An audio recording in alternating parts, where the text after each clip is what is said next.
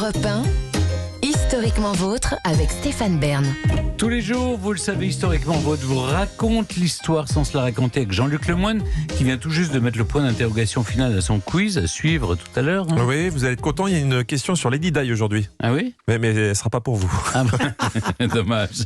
Et celle qui nous raconte des histoires dont elle seule a le secret, Clémentine Portier-Kaltenbach, qui nous plonge dans l'intimité de l'histoire. Enfin, je ne sais pas ce qui est très intime. Non, là, mais... écoutez, ça rejoint plutôt la vie quotidienne et l'alimentation, dirons-nous. Alors, ça se passe à Olympia Springs, dans le Kentucky. Et ce jour-là, il fait un temps absolument radieux. Et devant sa maison, Madame Crush est en train de fabriquer du savon. Parce que nous sommes en 1876, à l'époque, on fait son savon maison. Et soudain, elle entend des petits bruits, un peu comme si une pluie de cailloux ou de la grêle frappait le sol. Alors il fait très beau, elle lève les yeux au ciel. Et que voit-elle? Une multitude de morceaux de viande tombant du ciel. Mais quel est ce prodige? Nous sommes le 3 mars 1876, donc l'avion n'ayant pas encore été inventé, ça ne peut pas être le relief d'un plateau repas servi en classe éco. Et non, un message de Dieu peut-être. En tout cas, Madame Croche est éberluée. Elle regarde de plus près. Mais c'est étrange, on dirait des morceaux de bœuf. Ils sont tombés en masse comme de gros flocons de neige. Alors elle en conserve le maximum. En tout, il serait tombé à peu près de quoi remplir une brouette. Et aussitôt, bien sûr, elle va alerter le journal local. C'est cru ou cuit? Alors, vous allez comprendre. Vous préférez comment, Stéphane? En ville, on rit sous cap, bien sûr. Tout le monde cancane, mais cette Madame Croche, elle dirait n'importe quoi pour faire la maline. Bon, pensez donc, elle affirme que parmi les morceaux de viande tombés du ciel, l'un d'eux mesurait quand même 10 cm sur 10 cm. Ça fait un bon petit steak haché quand même, ça c'est spectaculaire. Mais enfin, une pluie de viande par un temps radieux, avouez que c'est difficile à avaler. Aussitôt, informés de l'étrange phénomène, les gens accourent en masse à la ferme de Madame Croche dans les jours qui suivent pour voir par eux-mêmes les mystérieux flocons de viande. À ce stade, et quoique la viande soit plutôt gâtée, plutôt avariée déjà, deux courageux, Olivier aurait certainement fait ça. Il goûte la viande, parce qu'il voudrait savoir de quelle viande il peut bien s'agir. Verdict, ça ressemble à de l'agneau ou à du cerf. On expédie les échantillons à des scientifiques des environs, parmi eux un histologiste distingué, le docteur Med Edwards. Je rappelle que l'histologiste est un spécialiste des tissus biologiques.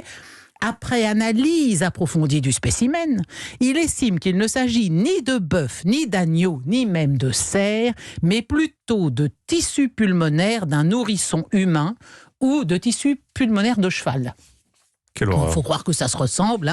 D'autres scientifiques décrètent qu'il s'agit de différents morceaux d'un unique propriétaire, tissu pulmonaire, tissu musculaire et cartilage.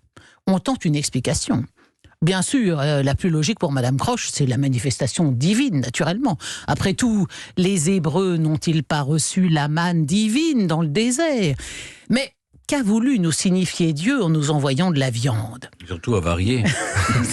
Elle n'était pas avariée quand elle est tombée. Elle est avariée après quand les gens sont venus la goûter. Autre hypothèse, ça n'est pas de la viande, mais du nostoc. Qu'est-ce que c'est que le nostoc? C'est une substance gélatineuse, une sorte d'algue qui gonfle quand il pleut. Le nostoc semble généralement venir de nulle part, ce qui expliquerait qu'il soit comme tombé du ciel par un coup de vent. Bon, mais enfin malheureusement il pleuvait pas ce jour-là, donc le nostoc ça tient pas la route non plus. La théorie la plus plausible, est-ce que vous avez une petite idée ou pas de quoi il peut s'agir? Eh bien, c'est la théorie émise par le docteur Castenbin, conseillé par un fermier du coin qui s'y connaissait.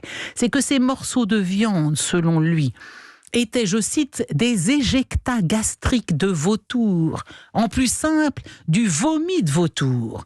Les vautours, ce jour-là, ont régurgité leur nourriture partiellement digérée, laquelle a été comme soufflée en pluie sur la zone.